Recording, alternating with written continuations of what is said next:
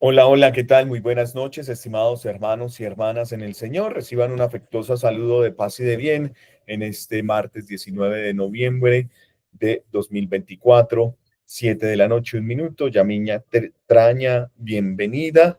Yamina, Dios te bendiga. Qué alegría, se van a ir conectando poco a poco aquellas personas que están en nuestro diplomado, cerca de 32 miembros que estamos aquí, pues nos vamos a ir conectando. Dios les bendiga. Ahí está Cecilia Ábalos también. Yamiña, ¿cómo estás? Yamina. Yamina, Ajá. perdón, tengo una dislexia con la E. Yamina, ¿cómo ¿Qué eres? tal? ¿Cómo está? Mucho gusto. Yamina, ya lo escribí. Escribiéndolo me lo grabo mejor. Sí. ¿Cómo De estás, Gua- Yamina? Muy bien, de Guatemala. Uy, Dios mío, nos fuimos hasta Guatemala esta vez. Sí, qué alegre. ¿Cómo sigue la Estoy, situación en Guatemala? pues bien, ahí andamos con nuestro gobierno, pero viviendo. Bueno, ¿y has estado en este módulo? ¿Entraste, Yamina?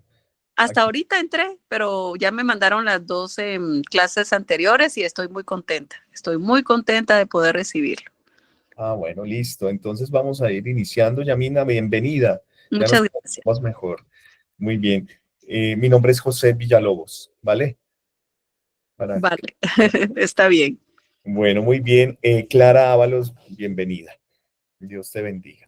Bueno, sin más preámbulos, pues vamos a comenzar para aprovechar esta horita con la gracia de Dios. Entonces, pues les propongo que hagamos esta oración. Digamos todos juntos, abriendo el cielo en el nombre del Padre, del Hijo y del Espíritu Santo. Amén. Oh, discúlpenme. Preciso hay una publicidad. Hagamos esta oración.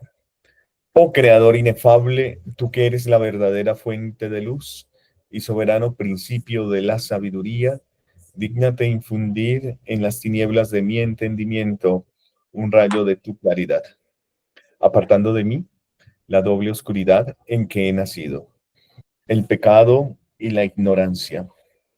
Tú que haces elocuente la lengua de los niños, instruye mi lengua e infunde en mis labios la gracia de tu bendición. Dame agudeza para entender, capacidad y método para asimilar, método y facilidad para aprender, sutileza para interpretar y gracia copiosa para hablar. Dame acierto al empezar, dirección al progresar y perfección al acabar. Tú, que eres verdadero Dios y hombre, que vives y reinas por los siglos de los siglos. Amén. Dios te salve María, llena eres de gracia, el Señor está contigo, bendita tú eres entre todas las mujeres y bendito es el fruto de tu vientre, Jesús. Santa María, Madre de Dios, ruega por nosotros pecadores, ahora y en la hora de nuestra muerte. Amén. Espíritu Santo, ilumínanos y santifícanos. Espíritu Santo, ilumínanos y santifícanos. Que Dios Todopoderoso nos bendiga en el nombre del Padre, del Hijo y del Espíritu Santo. Amén. Muy bien, estamos en el desarrollo histórico de la comprensión de María como virgen antes, durante y después del parto.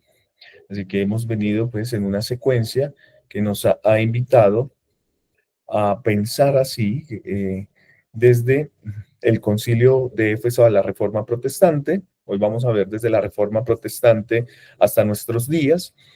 También hemos hablado del concilio de Nicea hasta el concilio de Éfeso y hasta el concilio de Nicea. ¿Dentro de qué estamos? Dentro del desarrollo histórico sobre la virginidad de María.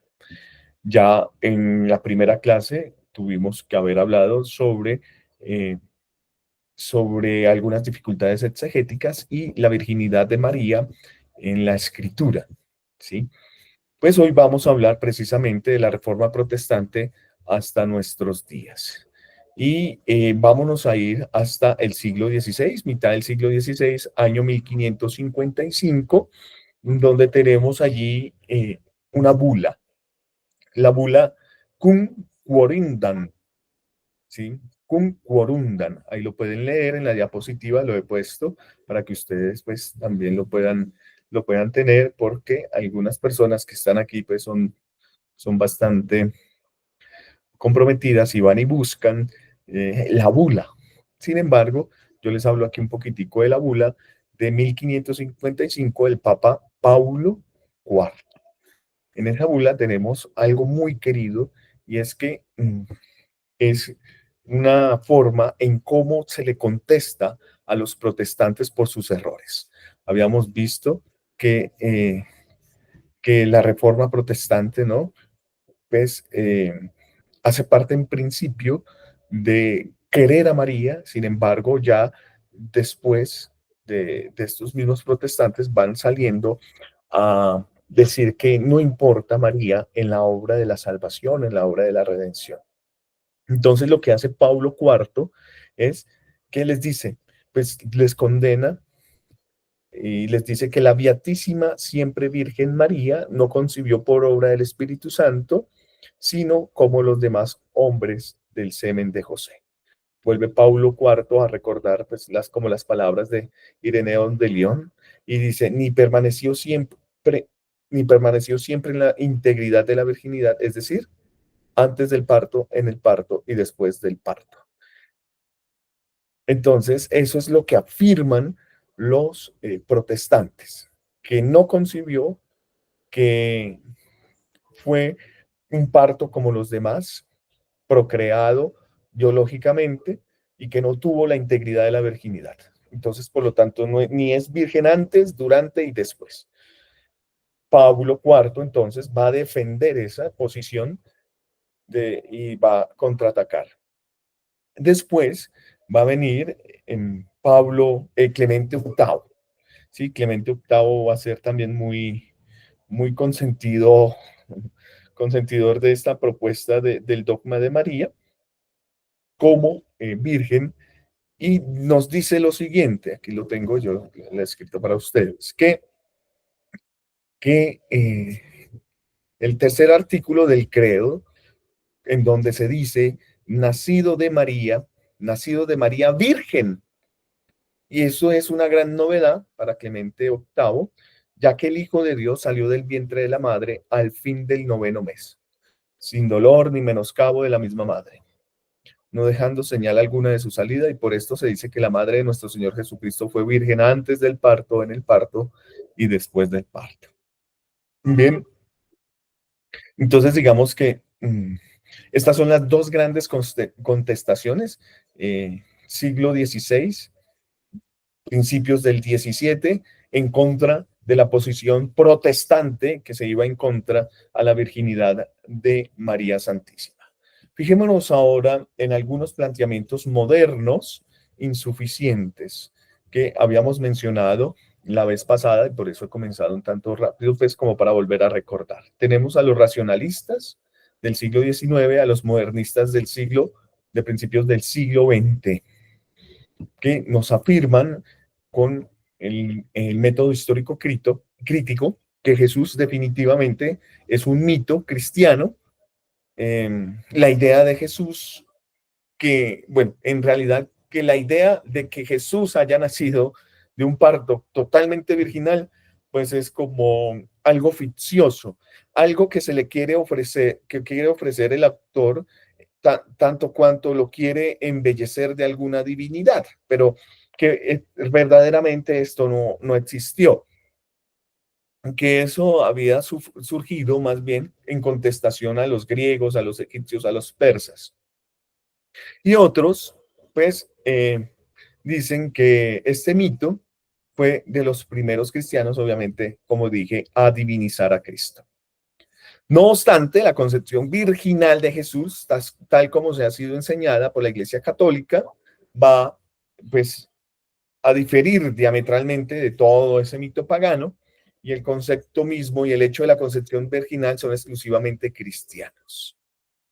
Tenemos en las mitologías paganas, en donde hay muchos dioses, que no se encuentra jamás la idea de una concepción virginal, sino que se ven como algunas formas de cómo los dioses contraen nupcias con una mujer por la unión sexual con un dios mitológico, ¿no? Eso le pasaba comúnmente a Zeus, que procreaba y creaba a los semidioses. Jesús no es un semidios, aunque se haya entendido en los primeros siglos así, frente a la evangelización en los paganos, ¿sí? En el mundo helénico, pues Jesús era presentado como Dios hecho carne, no como un semidios, como un hijo de Zeus que había sido procreado en una mujer por una relación, por una unión sexual, y entonces nació Jesús. No es así. Jesús es totalmente Dios. Bien, eso lo salen a defender eh, los mismos padres apologetas. Digo aquí que la unánime creencia en la concepción virginal de Cristo no es una verdad que se haya creado progresivamente, sino que aparece clara. Por lo general, nosotros en la iglesia vamos reflexionando sobre cómo se va dando progresivamente la revelación. Pero cuando hablamos ya de la revelación en cuanto tal, es clara la virginidad de María, desde el inicio mismo de la iglesia, y pertenece pues, a ese contenido de la fe cristiana. Por ejemplo, ante tales interpretaciones incorrectas, salió al paso el Papa Pablo VI, ¿sí? Que en una carta sobre los puntos en los que el catecismo holandés nos dice no debe dejar lugar a ambigüedad alguna. Y cita en primer lugar cuanto se refiere al nacimiento virginal de Cristo como dogma de la fe católica. Bien, tenemos que a mediados del siglo XX, algunos autores han querido, han pretendido como hacer esta reinterpretación, ¿no? La virginidad en el parto, como un parto normal de una mujer pues, que ha concebido virginalmente, que el nacimiento de Jesús pudo ser y llamarse virginal sin necesidad de creer que fue algo como milagroso. Hasta ahí normal, hasta ahí sumamente bien. Sin embargo, estos autores están excluyendo del concepto de virginidad la integridad física. Y es que la integridad física no se rompe. Ellos se van solamente como al ala espiritual, como al ala eh, sobrenatural. Sí, para estos autores de mediados del siglo XX, lo que están diciendo es solamente fuera del carácter físico de María, de su propia carne. Y eso es un elemento esencial en la virginidad. De hecho, la integridad física como constitutivo esencial de la virginidad está indicada ya en el Sínodo Cuarto de Letrán, que lo hemos citado anteriormente. Podemos ver también la doctrina de San Juan Pablo II frente, frente a estas razones. Esta doctrina de San Juan Pablo II nos va a hablar mm, que María dio a luz verdaderamente de forma virginal, por lo cual después de su parto permanece totalmente virgen. También por lo que atañe a la integridad de la carne. Discurso sobre la virginidad de María, redactado por el Observatore Romano, que es el periódico de transmisión de comunicación de la Santa Sede, en el número 6. San Juan Pablo II, pues que tiene todo un compendio en María Santísima. También veamos que a finales del siglo XX, algunos autores comenzaron a escribir sobre la virginidad de María después del parto y han utilizado frases más o menos como ambiguas. Ellos dicen que es muy probable que María tuviera otros hijos, ¿no? Que es muy improbable también que los evangelios no dicen que ella tuviera otros hijos. Y esas afirmaciones ponen en entredicho el dogma de la perpetua virginidad de María, presentándola solo como probable. ¿María fue virgen? Es probable que sí, es probable que no, ¿cierto? Cuando en realidad es una verdad totalmente definida. totalmente definida. Citando aquí a San José María Escrivá de Balaguer, es que esto que pasa, le citaba, breve y precisamente se ha calificado en nuestros días el misterio de la virginidad de María como la integridad que Dios quería legar al mundo como una señal más de su venida a entre las criaturas, a las criaturas. Bien, perfecto. Allí tenemos entonces como algunos planteamientos, ¿no? Desde la Reforma Protestante hasta nuestros días, hemos citado en estos cortos 10 minutos de inicio la bula Cum Quarundam de el Papa Paulo IV del año 1555, que ustedes podrían leer. Cecilia Ábalos, ¿sí? Ay, perdón, es que no encontraba cómo quitar el mute.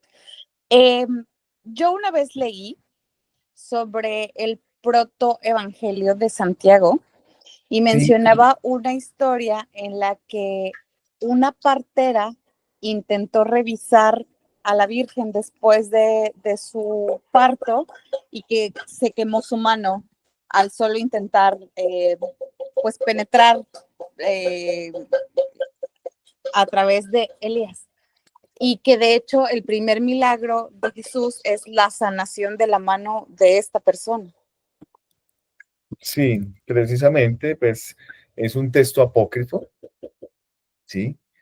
Que esto está citando como protoevangelio, pertenece a la literatura cristiana antigua. Es una de las fuentes más antiguas que nos habla de la perpetua virginidad de María. Y también allí este protoevangelio, ese texto, que no es canónico, ¿cierto? Por eso es apócrifo, sostiene que María fue virgen antes y durante y después del nacimiento de Jesús, incluyendo también como el nacimiento milagroso de padres estériles. Allí es donde tomamos del protoevangelio de Santiago los nombres de los papás de la Virgen María, Joaquín y Ana, que la tradición pues los ha canonizado y la tradición los tiene como papás realmente, ¿no? Pero que no están los textos canónicos, San Joaquín y Santa Ana. Entonces, allí se nos dice que María fue prometida a José, que José era un viudo, que su primera mujer había muerto, que ya se encontraba anciano. Y eso también ha pasado, esa imagen de San José anciano en la tradición. Muchos ahora quieren recuperar un tanto más la juventud de San José, ¿sí? Y para proteger su voto de virginidad, entonces, pues, era totalmente un viudo anciano. Y cuando María quedó embarazada, ambos tuvieron que enfrentar a las autoridades del templo para defender su pureza. Obviamente, pues está en el relato que tú dices como milagroso en Jesús. Sin embargo, pues esto no pertenece a los contenidos propios de la revelación, ¿sí? Porque María no es Dios tampoco.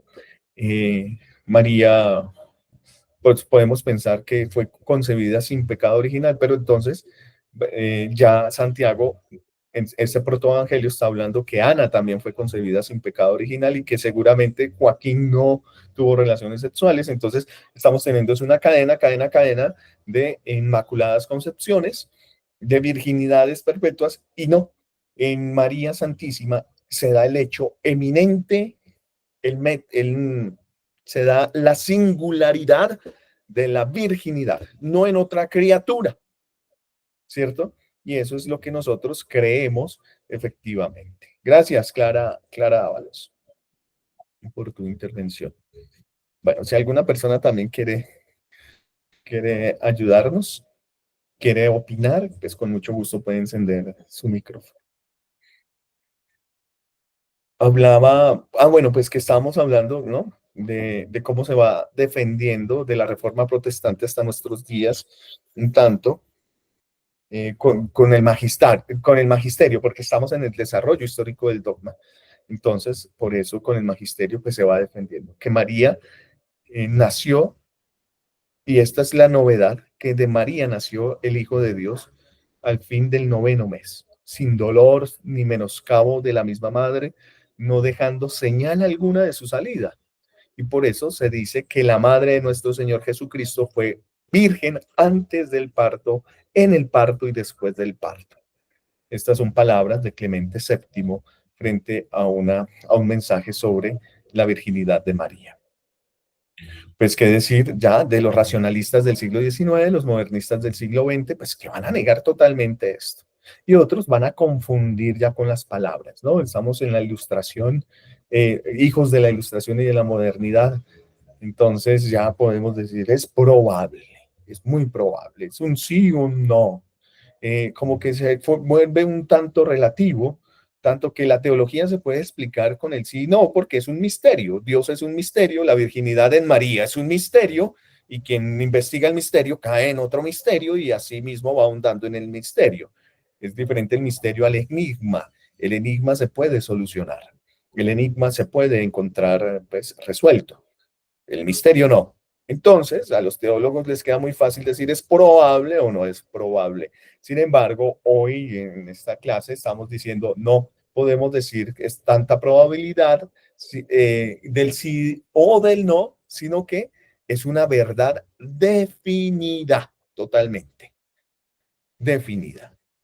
Entonces, veamos por qué conviene que esto sea una verdad definida y que sea importante para nuestra fe. Vamos a encontrar que dos puntos. Bueno, hablamos de tres. De la concepción virginal, del parto virginal y de la virginidad después del parto.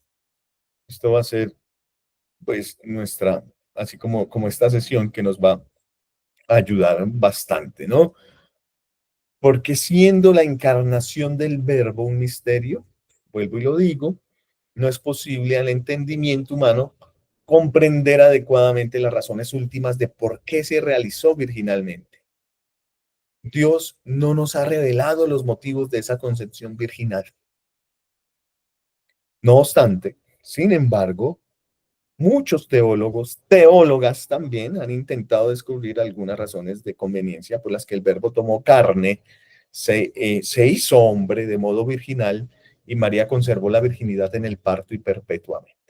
Veamos algunas razones de conveniencia, es decir, ¿por qué conviene defender el dogma de la virginidad? Porque sí afecta nuestra revelación. Esto lo afecta constantemente. Entonces, hablamos de la concepción virginal, es decir, antes del parto, antes del parto. Antes del parto están estas razones de conveniencia. Podemos encontrar primero la gratuidad absoluta de la redención. Salvados gratuitamente, amados gratuitamente. Solamente tenemos nuestro pecado y nuestra nada, que es lo que ofrecemos en esa alianza con Dios, nuestro pecado y la nada. Y allí, pues en esa gratuidad absoluta, pues se nos recuerda que el excluir y suplir Dios, la acción humana del varón, queda resaltada la exclusiva iniciativa de Dios en la salvación del hombre, ¿no? Entonces, si pensamos que la redención es gratuita, entonces se resalta que la virginidad es una obra de Dios. No se puede pensar humanamente. Y al ser obra de Dios, pues entonces sí, realmente es Dios el que está gratuitamente redimiéndonos y salvándonos. Porque si se pensara que la virginidad, que no hubo virginidad, pues entonces le estamos quitando a Dios su acción. Por lo tanto, estamos diciendo que Dios no es omnipotente, no es todopoderoso, no es creador, no puede hacer un milagro si quitamos la virginidad antes del parto. Por esa gratuidad absoluta de la redención, entonces decimos, sí, Dios puede hacer que María sea virgen. Por eso lo pone en esa perspectiva de la salvación del ser humano.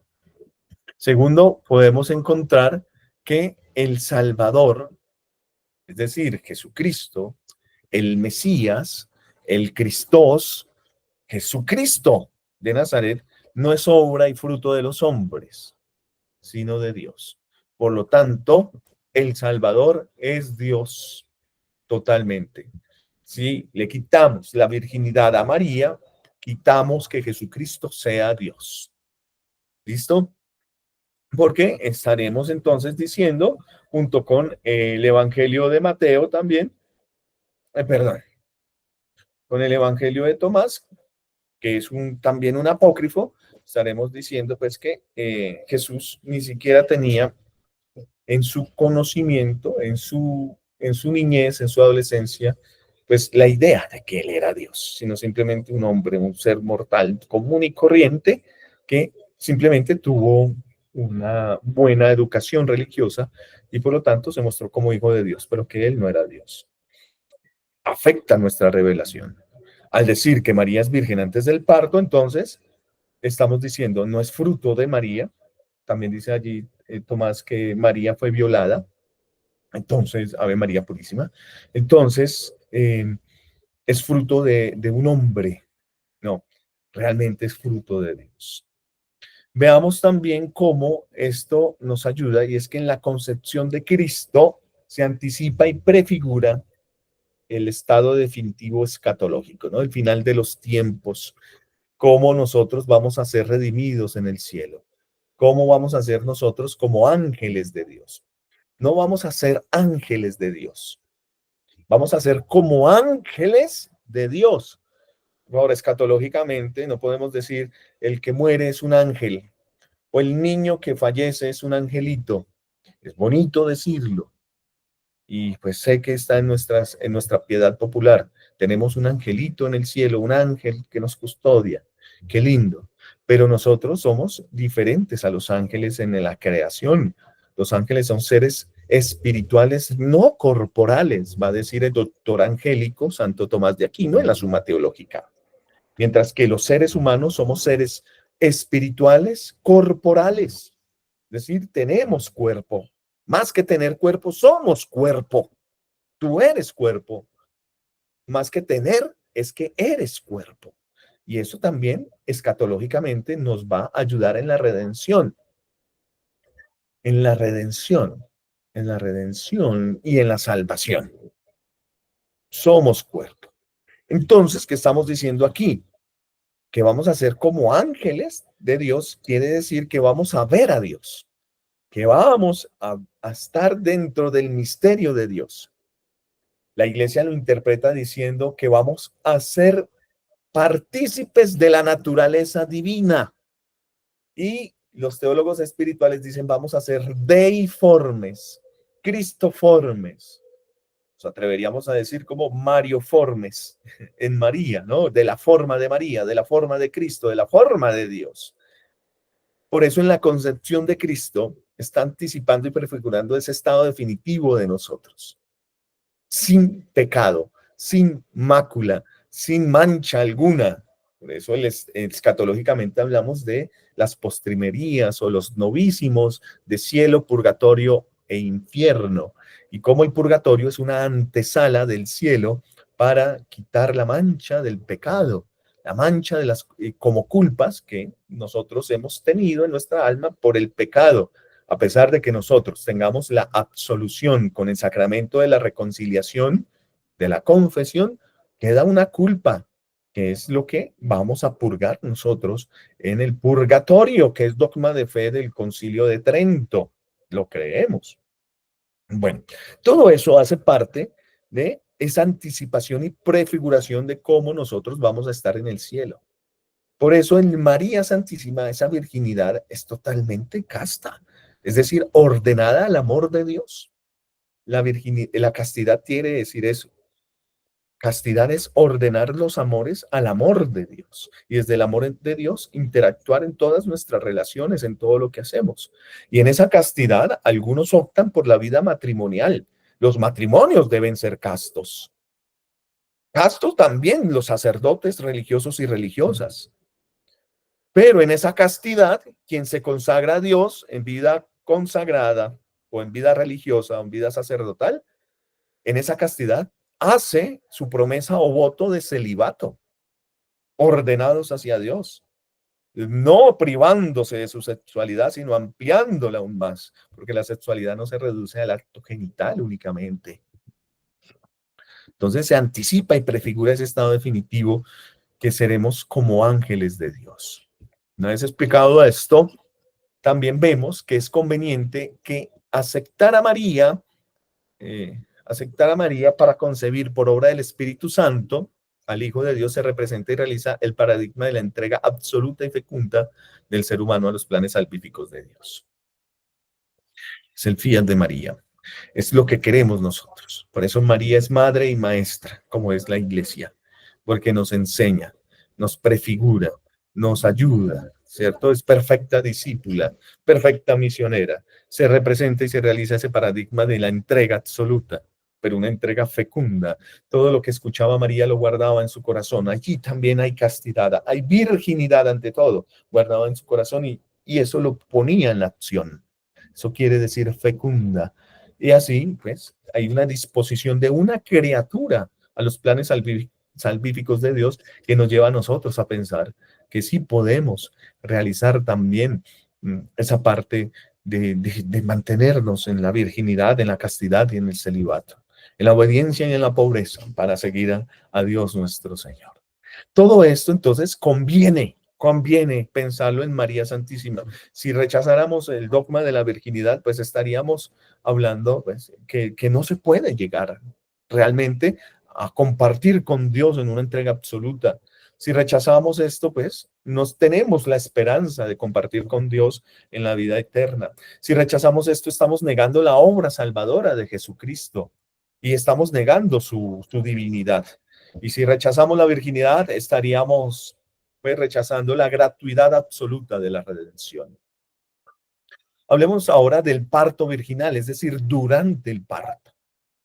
Aquí cito a Santo Tomás de Aquino, que nos recuerda esa antítesis de la maldición de Eva, ¿no? Que va a concebir con detrimento, es decir, va a gestar con molestias, con dolores de parto, va a parir con dolor, mientras que la Virgen concibe sin menoscabo, gesto, con contento, da a luz con gozo al Salvador y nos ofrece 3 razones de conveniencia para este parto virginal. Ahí lo dice en la Suma Teológica, en la tercera pars, cuestión 28. Y es hermoso esto, ¿no? Porque a quienes son madres aquí, que están entre nosotros, estas 10 personas, y quienes son madres han tenido que sentir el dolor de los partos de sus hijos, ¿cierto? Así sea por cesárea, pero entonces se concibe con detrimento, con molestias, con dolor. Mientras que la Virgen María es preservada de ese dolor, da a luz con contento, con gozo al Salvador. Primero nos dice Santo Tomás de Aquino, nace María de ella el verbo de Dios. Por eso conviene que su nacimiento temporal, es decir, en la tierra terrestre, temporal, que tiene un tiempo definido hasta su muerte, de una virgen intacta, imitase la incorruptibilidad de su nacimiento eterno del Padre. Bien, entonces, si nace del Padre eternamente, entonces porque decimos si estudiáramos Cristología, estaremos allí en los concilios, 4 concilios ecuménicos, sobre todo en Nicea, hablando del dogma cristológico. Bueno, ¿Jesucristo es creado o engendrado? Y comenzamos allí a pensar, ¿no? Si decimos que fue creado, entonces seríamos arrianistas, estaríamos en herejía. Y por eso Nicea va a decir, no, es engendrado, no creado, de la misma naturaleza del Padre. Sin embargo, es el Padre quien lo engendra y es de la misma sustancia. Al engendrarse, entonces, lo engendra intactamente, ¿no? No quiere decir que haya un tiempo que Jesús no existió, por eso después fue engendrado, no, o después fue creado, no. Existe antes del tiempo porque es Dios mismo. La segunda persona, que aunque no es válido decirlo como segunda persona, es el Hijo de Dios. El Hijo. La persona divina del Hijo, mejor aún en el dogma cristológico. Y al nacer intacto, pues como se piensa en este misterio trinitario, que es engendrado del Padre, pues también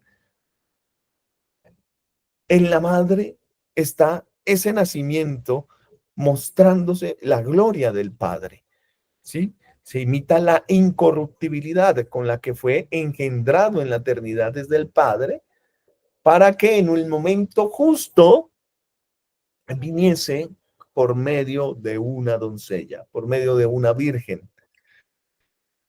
Segundo, que nos dice Tomás de Aquino, y es que el verbo que venía a curar todos nuestros males y nuestras corrupciones no debía, al nacer de su madre, lesionar su virginidad.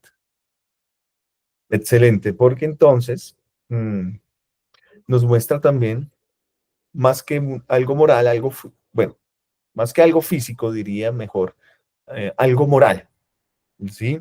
Y lo moral es que este verbo encarnado viene a sanar, viene a curar, viene a dar libertad, ¿sí? A los oprimidos y demás, pero sus milagros son de sanación, de curación física y espiritual, ¿no?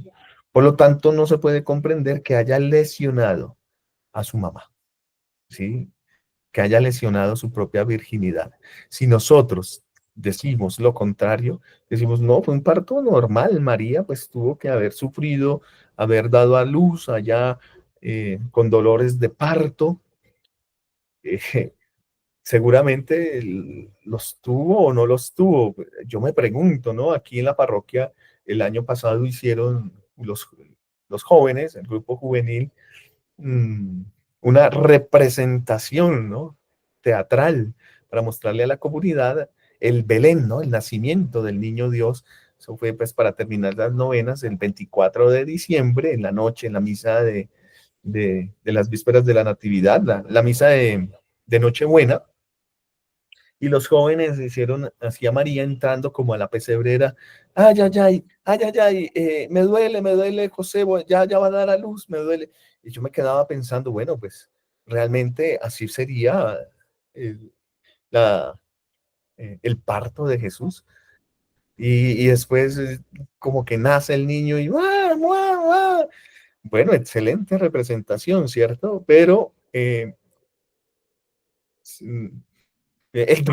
pensar durante el parto de la virginidad de María, pues es pensarla sin dolores incluso, ¿no?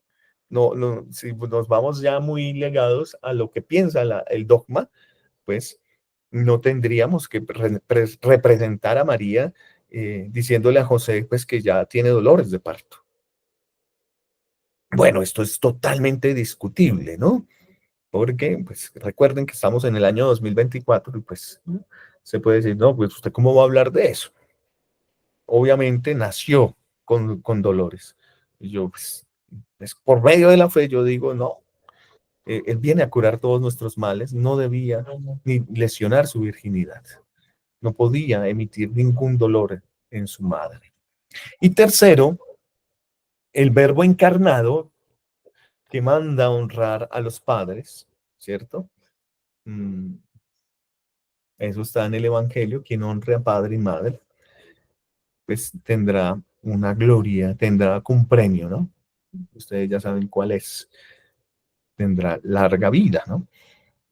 Entonces, este verbo encarnado que nos envía ese mandamiento de honrar a los padres debía con su nacimiento incorruptible honrar y santificar a su madre.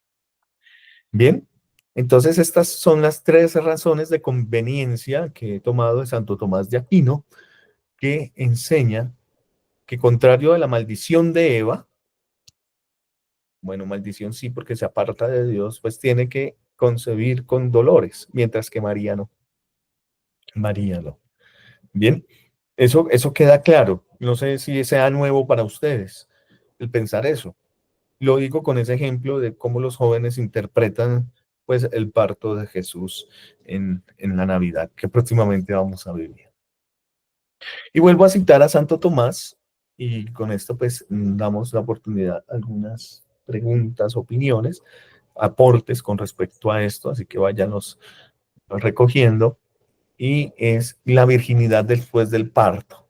Cito también a Santo Tomás de Aquino, en esa virginidad después del parto, y recoger diversas razones y las divide en estas tres que les voy a presentar, de tal manera que podemos decir que Jesús, siendo el único hijo del Padre desde la eternidad, convenía que que en el tiempo fuese el hijo único de María.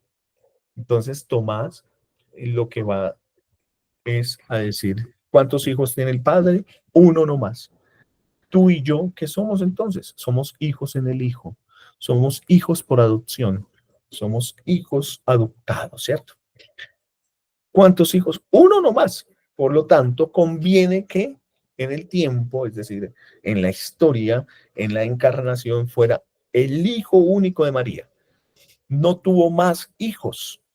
Por eso decimos la virginidad después del parto. María no tuvo más hijos. Únicamente fue Jesús. Para Santo Tomás de Aquino, si nosotros decimos, ¿y qué pasa si María tuvo más hijos? No pasa nada. Pues qué bonito, ¿no? Qué lindo, muchos hijos tuvo María. Pues estamos ya entrando, para Santo Tomás, a debatir, a contrarrestar la acción de Dios, que tiene un solo hijo, un solo hijo. En María, ya vamos a ver después en los próximos módulos, la maternidad espiritual que nos asocia también como hijos en María, pero somos hijos en el Hijo. Un solo hijo tiene el Padre. Si quitamos la virginidad después del parto, estamos poniendo también a negociar que Dios Padre pues no tiene un solo hijo. Segundo, que lo contrario hubiera sido injuria para el Espíritu Santo que había elegido y santificado el seno de María como santuario de su acción admirable. O con las palabras del ángel. Dios te salve María, llena eres de gracia. El Señor está contigo. Bendita tú eres entre todas las mujeres. Y después le explica cómo va a ser. Pero María no entiende y vuelve el ángel y le dice allí en Lucas 1, es que va a venir sobre ti el don del Espíritu Santo y va a hacer que se geste en ti para que concibas a un hijo, ¿no? Entonces, sería una injuria al Espíritu Santo que en María hubiesen más hijos, ¿sí? Por eso en María vemos un santuario admirable. Y tercero, con esto vamos terminando, y es que hubiera sido indigno de la santidad de María y de José, al que también había sido revelado el misterio de su virginal esposa. Entonces, para Santo Tomás, estas tres formas del unigénito en el Padre, pues también unigénito en la historia, la injuria contra el Espíritu Santo y la santidad de María y San José, que habían recibido la revelación directa de Dios, pues haber tenido más hijos no sería propio de la santidad de los dos, no sería también propio. Aquí en San José es padre virginal de María. San José también es considerado como que no tuvo hijos, adoptó, ¿no? Es padre putativo de Jesús. Y muchas mujeres ahora, ¿no? Pues porque hay una piedad popular ahora a San José magnífica, los miércoles de San José, el rosario a San José, la consagración de los 33 días también a San José, bueno, de algunos meses más, a San José, y es muy propio ver cuando uno va a las parroquias, o cuando uno asesora espiritualmente, yo quiero un San José como esposo. Un San José como esposo, ¿no? Como el príncipe azul, como que se está poniendo en esa perspectiva de San José, ¿no? Pero es que San José es padre virginal, San José se mantuvo célibe y casto. San José no engendró hijos. ¿Tú quieres hijos? ¿Tú te quieres casar? El matrimonio es para engendrar hijos. Si no quieres hijos, no está llamada al matrimonio. Ya, pues hay una diferencia entre quererlos y tenerlos, ¿cierto? Pero por lo menos el matrimonio debe decir, yo tengo la intención de tener hijos. No, yo no quiero tener hijos, yo quiero tener hijos perrunos, hijos gatunos, pero hijos no, qué dolor tan grande traerlos a sufrir. Mira, tú no estás llamada al matrimonio. Ay, pero yo quiero un San José. No, pues San José es virginal, es célibe, casto, ¿cierto? En esa idea, pídele más bien un esposo en Cristo, que sea fecundo junto contigo, que te lleve al bien, que te lleve a la procreación y también a la educación de tus hijos en la fe católica. Gloria al Padre, al Hijo y al Espíritu Santo, como era en el principio, ahora y siempre, por los siglos de los siglos. Amén. Bueno, muy bien, Juana Rangel, Yamina, Traña, Cecilia Ábalos, Sandra San Miguel, hola, Patricia Vela, Paola García, Elvia Alexandra Lozano, Bayardo Moreno, Patricia Martínez, Nelly Duarte, Trini Hernández. Bueno, qué rico poder estar con ustedes. ¿Qué les deja? ¿Qué les motiva este tema? Hablemos un poquito sobre este tema, por favor. Paola. Buenas noches. Hola, hija de Dios. Qué pena, me conecté un poco tarde. No, pues maravillada, encantada con este tema del diplomado y poder como engrandecer ese concepto que pues uno tiene de la Virgen María. Tengo más fundamentos para defenderla cuando hay mucha gente que, ay no, la Virgen María no es la Madre de Dios, no fue virgen y pues hablan con mucho desprecio hacia ella. Entonces, Sí. esto me motiva mucho para defenderla. Muy bien, Paola, pasa constantemente, ¿cierto? Como- sí, Sobre todo en las discusiones con los hermanos separados, tenemos esas discusiones del debate de la virginidad de María. ujú, Pero aún más católicos he encontrado, incluso sacerdotes, seminaristas, no tanto en religiosas, sí, que dicen, ¿y qué importa María? No necesitamos, qué pereza rezar el Santo Rosario, ujú, o que lo dejan a un lado. sí. Eh, ¿No? Hay que hacerlo y pensarlo siempre en el misterio. Mm, Profe, bueno, en cuanto al tema de las diferentes advocaciones, eh, pues a mí sí me gustaría saber un poquito más. Pues sí, se sabe que según el tema de donde ellas hayan aparecido y todo, pero hace poco hice una consagración de los Caballeros de la Virgen y ellos se refieren es a la Virgen María, a la Virgen María, no Nuestra Señora de tal o de tal, sino es a la Virgen María. Entonces, pues, sí, eh, señor. hay que entender un poco también de la tradición de ellos, ¿no? Cómo Ujú, ellos leen, ¿no? Ellos nacen en Brasil frente a las grandes manifestaciones o proliferaciones de iglesias protestantes.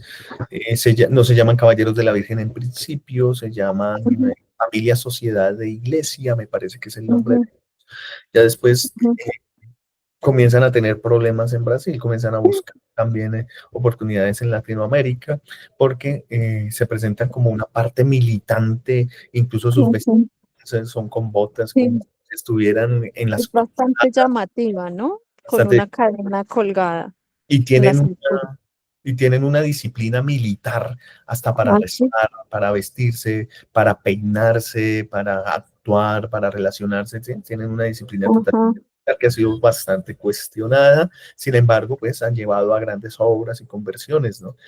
Por medio de la... ujú. sé que ellos utilizan la imagen de Nuestra Señora de Fátima, De muchísimo, Fátima, sí. por la coronación de Fátima.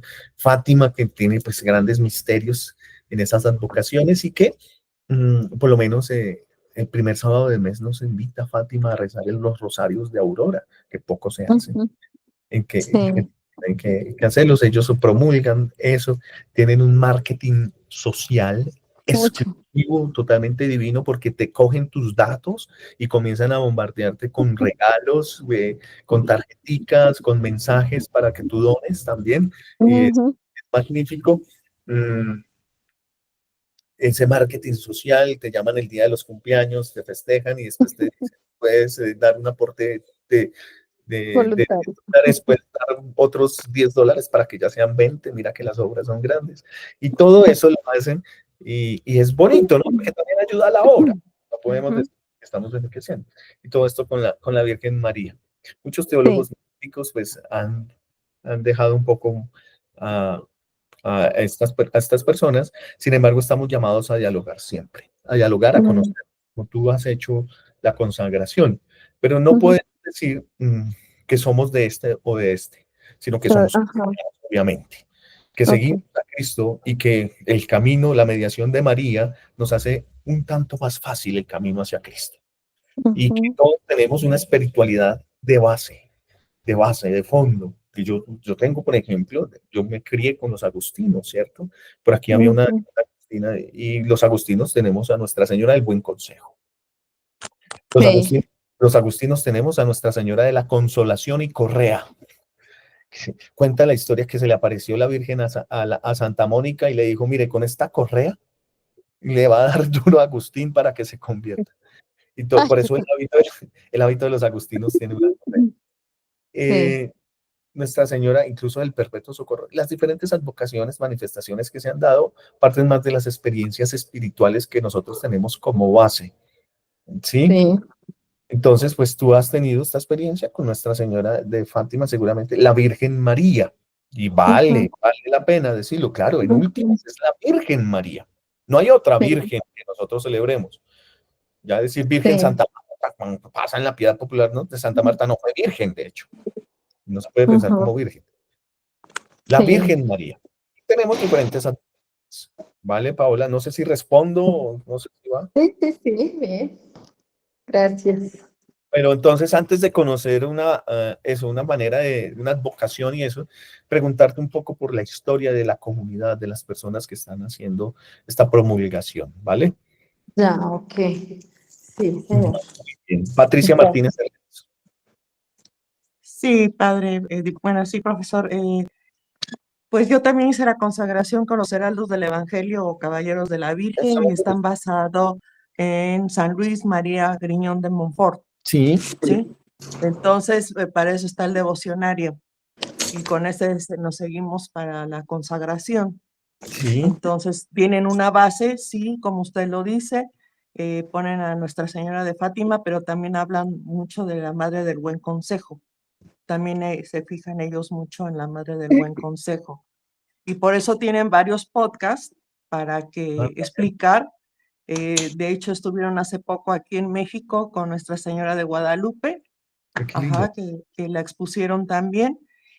Hasta donde yo lo poco que sé es, por ejemplo, nuestra Virgen de Guadalupe se mimetizó de alguna manera con los indios de esa época, como usted dice, culturalmente donde se aparece la Virgen, de alguna manera tiene que ver con el lugar donde se aparece. Así, no es la misma la Virgen de Lourdes en Francia con Santa Bernadette, ¿verdad? Los rasgos y todo que la de Portugal, que es la Virgen de Fátima, y la de México, ¿verdad? Que también es la única morenita y es la única Virgen que dejó estampado en un ayate su imagen. Todas las demás las vocaciones de alguna manera han sido reproducidas, de alguna manera al entender humano. La única que dejó realmente, totalmente su imagen en el ayate de San Diego fue la Virgen de Guadalupe. Por eso es una de las advocaciones, yo pienso, de las más importantes. Y para concretizar, independientemente de la advocación, yo creo que la consagración que hacemos a la Virgen María es en general. Sí, ahorita precisamente estoy también leyendo Fundamentos y Prácticas de la Vida Mariana de J.M. Hoopers SMM, sí, donde también son 5 tomos en los que se va a hablar también muchas de las cosas que no igual de ahorita lo que nos está dando profesor, pero que sí me hacen entender mucho más el perfil psicológico también de la Virgen María, ¿no? Y de alguna manera que es corredentora con Jesús. De alguna manera tiene también un papel muy importante en la vida de Jesús, no nada más como su madre, sino como corredentora y etcétera, etcétera. Bueno, estamos aprendiendo ahorita todo eso.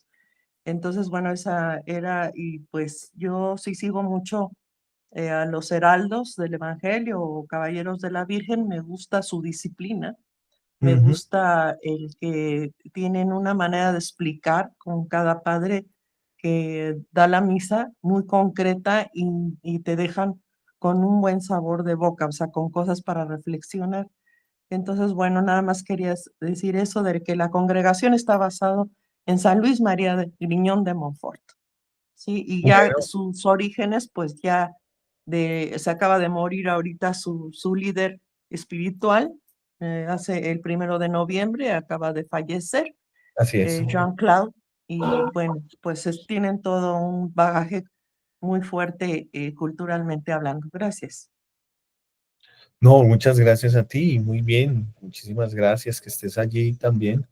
Em, Esta consagración a María, nos recuerdas, pues nace pues, principalmente de los misioneros montfortianos que van a extender pues el tratado de la verdadera devoción de San Luis María Griñón de Montfort y que muchas comunidades lo van a aceptar también, entre ellas los heraldos del Evangelio. Y aquí en Colombia, pues muchas más. Aquí tenemos a a lazos de amor mariano, por ejemplo, que hacen toda esa consagración también a María, pero también hay otras espiritualidades mariológicas que las van haciendo. Muy bien, de eso se trata. Sandra San Miguel, Buenas noches acá. ¿Sí me escuchan? sí, ¿Sí se perfectamente. escuchan? Ok.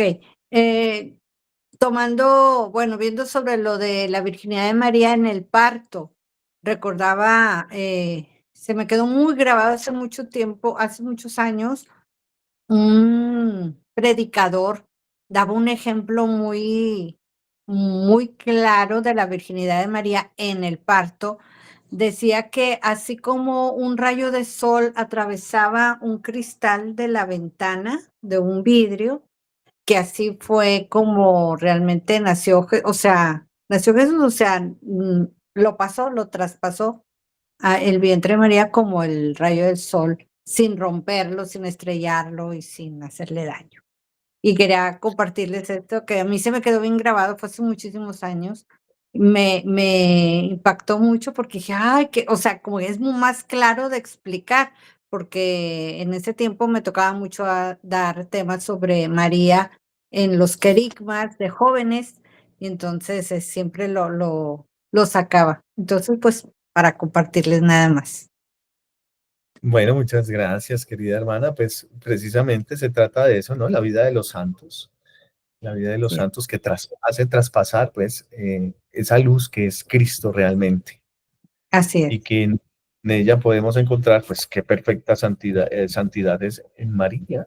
Bueno, en Pues, María, sí, el que es 3 veces santo, y de hecho lo escribimos con santo en mayúscula, es Dios, ¿cierto? En María, pues, es compartida esa santidad que, como tú lo dices, pues, con esa experiencia del rayo que atraviesa pues asimismo, podemos comprender la virginidad en María Santísima. Muy bien.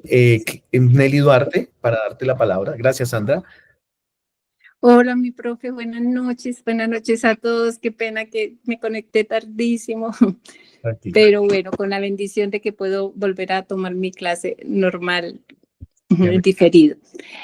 Profe, primero, yo nunca he podido saber realmente cuál es mi advocación,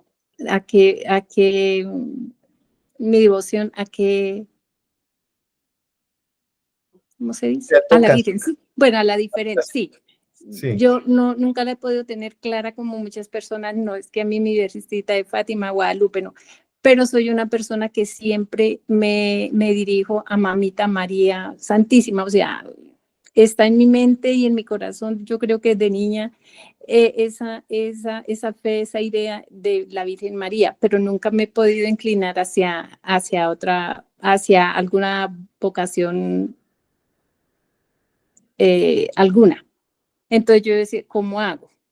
Bueno, pues eso no está mal y no debes pues tener, o tienes que tenerla o no eres cristiana. No, no, no, para nada. Tienes a María como madre, como tú lo dices, y en esa maternidad divina, pues qué bonito, pues puedes encontrar tú tu relación con María. A mí me lleva a María, pues, el misterio de Fátima, por ejemplo, el misterio de Nuestra Señora. No sé cuántas advocaciones hay. Por ejemplo, a mí me parecía curioso ahora que narran eso. Un padre nos enseñaba algunas fotos de cómo se ve María en Corea del Sur, ¿no? Con sus ojos rasgados. Sí, Sí, muy ¿Cómo? cultural, como lo ¿Hay, decía. sí. hay algún texto que pueda describir cómo era físicamente la Virgen María? Realmente no, hay varios, sí, pero que haya algo serio frente a eso, no. No, no, pues por ejemplo la sindología es el estudio de la sábana santa que busca describir cómo era Jesús, ¿cierto? Por medio de la imagen impresa en esa sábana santa. Pero en María Santísima no tenemos un estudio de algo Sí, que diga.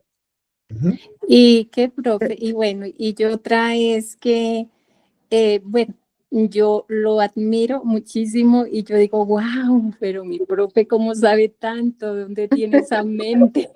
Yo quisiera saber así muchas cosas, pero yo finalmente yo digo, Dios, yo de verdad no me quiero llenar de conceptos, yo quiero amarte y seguirte y conocerte a ti, Señor, a través de Mamita María. Sí, pero me encanta, me fascina como el profe sabe, como, no, lo admiro terriblemente. Y otra, y mejor dicho, yo digo, no, ¿cómo hará para estudiar tanto, guardarse tanto en la cabeza? No sé, genial, profe, Y genial. ahorita el diplomado en liturgia, que vamos a hablar sobre el altar. Uy, no, qué belleza. Y Va a haber, profe, va a haber diplomado. y otra cosita que me llamó muchísimo la atención que dijiste al final acerca de yo, pues yo soy mamá de 3 niñas. Y como toda mamá, pues estamos pidiéndole, bueno, lo digo por mí, yo siempre le pido a Dios que me le dé un San José a mis hijas, ¿sí? Y entonces ahorita que me dicen, no, San José no, un San José no, porque él fue Castro, y yo, ay, entonces, pero yo sí quiero ser abuela, ¿cómo voy a hacer? ¿Cómo le voy a pedir ahora? Un hombre que contenga las virtudes de San José en cuanto cuidó a María y al niño, pero cuando decimos un San José, pues tenemos que pensar también que San José es casto, bien, bien. Bueno, en Mm, cuanto que sostuvo no la misma virginidad antes, durante y después del parto, sino que se sostuvo casto y célibe junto a María Santísima. qué bello, sí, gracias, profe, muy amable.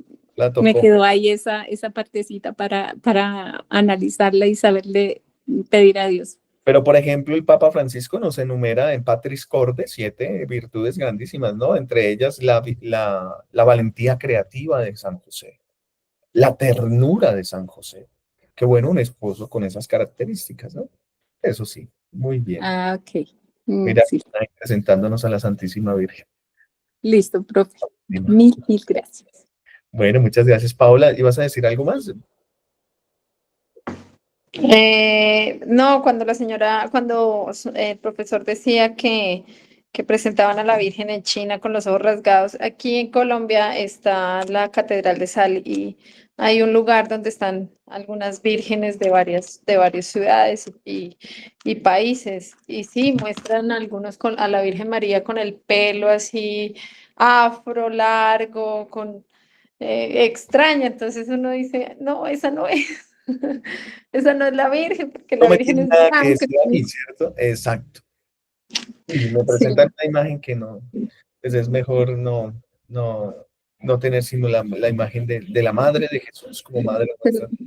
yo la tengo visualizada con el manto azul y su vestido blanco y con una corona de estrellas.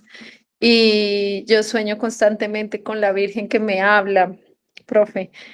Pues no sé, pues lo he guardado como algo muy personal, pero pues no sé, de pronto la Virgencita me quiere decir algo por ahí. Bueno, Pero sí sueño con ella constantemente que me habla, pero no la te invito puedo a que entender.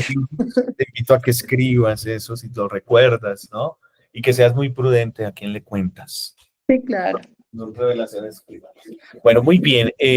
Juana Rangel, 2 minuticos para darte la palabra y vamos terminando. Ay, Cecilia. Enciende el micrófono, Juana, excusa. Ya. Ya. Sí, pues bueno, yo les presento la imagen de Nuestra Señora de Fátima. La verdad es que esta imagen la compró mi mamá hace como 50 años. Ave María Eh, Purísima. Hace 50 años que ella la compró sin saber, ella siempre decía que le había gustado mucho el rostro. Solo se retocó de la parte de abajo, profesor, pero la carita está intacta, intacta. Tiene, bueno, los rasgos que tiene de verdad que son hermosísimos y a mí en lo personal desconozco de ella, la verdad, debo admitirlo, pero es una imagen que me ha acompañado y más ahora que ya no está mamá. Bueno, se convierte pues en un sacramental incluso para ti. Así Las imágenes, ¿no? Que nos recuerdan muchas cosas hermosas en nuestra piedad, de nuestra vida con Dios y con los familiares. Qué rico. Gracias, Juana, por actualizar. Gracias, Nelly, también por actualizar. Paola, muchísimas gracias. Y Cecilia Ábalos, ¿vas a decir algo? No escuchamos porque tienes el... Ay, perdón, le quité la manita en lugar del micrófono, perdón. Sí, yo tengo unos comentarios, preguntas sobre lo de la virginidad de María, pero primero quiero tocar respuestas a lo que acaban de decir. Eh, no sé si sepan que existe Nuestra Señora de Akita, que, ajá, que es de Akita, Japón. Ella tiene la representación de que ella comenzó, digamos, a habitar una virgen y tiene los ojos rasgados, tiene cara japonesa y se modificó la cara cuando la virgen empezó a, bueno, la imagen empezó a llorar o así, y tiene una representación y sigue siendo asiática. Entonces, digamos que esa es como una imagen y también está Nuestra Señora de Czestochowa. Czestochowa, sí, sí, sí, está muy bien. Allá en... Que ella se supone que la pintó San Lucas, si no estoy mal, de una mesa que que hizo José para el comedor de María, y en algún momento María se lo llevó, creo que a Santiago, una cosa así, se la dio, y luego San Lucas la agarró y le preguntaron que cómo era María, y él la pintó, y según comentan, María le decía a San Lucas cómo darse, ajá. Entonces, en teoría, esa sería la imagen más cercana de María. Y por el otro lado está Nuestra Señora del Pilar, que es la primera aparición mariana, y además esa aparición fue incluso cuando María seguía viva. Es la primera advocación, pues, en España, y ahí en un pilar de jade, ella dijo que quería que la representaran así como se estaba apareciendo en esos momentos. Y pues, bueno, yo creo que la parte más importante o interesante es que en cada una es muy diferente. Simplemente la de Akita, pues, es asiática, ¿no? Tiene una apariencia asiática, y creo yo que también habla de la forma en la que María se puede relacionar con cada uno de nosotros a pesar de nuestras diferencias físicas o incluso étnicas, nuestro contexto social, ¿no? Que ella tiene la capacidad de, de entrar en contacto con nosotros y querernos, y que al mismo tiempo nos ayude a nosotros a comprender de la parte, digamos, psicológica o mental en cómo podemos relacionarnos con ella, ¿no? O sea, que incluso eh, esa búsqueda de identidad de ella no es como yo, no exista a la hora de aparecerse de una manera que sea similar a nosotros. No sé si lo que digo tenga sentido o algo así, pero yo creo que no importa, y digo, yo esta es parte de mi estudio en advocaciones marianas, porque yo he estudiado mucho sobre las diferentes advocaciones marianas, cómo se sincretizaron, la parte sociológica, el impacto social que ha tenido en las sociedades en las que ha habido una aparición mariana, por ejemplo, y cómo la sociedad se ha relacionado con eso, ¿no? Y creo yo que en los lugares donde la aparición mariana justamente tiene un contexto, digamos, que su apariencia no es necesariamente la apariencia que vemos en todas las pinturas de la Capilla Sixtina, por decirlo de una manera así, es más fácil que haya una correlación. Yo creo que el ejemplo clásico es justamente el de la Virgen de Guadalupe, que se ha convertido en una de las vírgenes más seguidas alrededor del mundo, a pesar de que pues no tiene una apariencia, digamos, heteronormativa. Es que era como los indios, o sea, por eso es morena, es la Virgen morena. Claro. Se mimetizó con los indígenas de ese tiempo. Por eso es la única que se plasmó totalmente en el Ayate. Se sincretizó. Es la palabra correcta. Cambios sociológicos por sincretismo y no por difusión. Mira, Cecilia, yo quiero agradecer mucho, es que ya me toca iniciar el diplomado en liturgia y ya hay personas esperando. Entonces, yo quisiera proponer que nos encontráramos dentro de 8 días y seguimos comentando el tema. Y por favor, pues tener como las preguntitas sobre la virginidad también, o las opiniones, observaciones, aportes. ¿Listo? Y yo entonces les dejo con la bendición de Dios. Qué infortunado, pues, pero ya debo salir entonces. Bueno, muchísimas gracias. Que el Señor nos bendiga, nos guarde de todo mal y nos lleve a la vida eterna. Amén. Una santa noche, bendecido descanso. Gracias por todo y por tanto.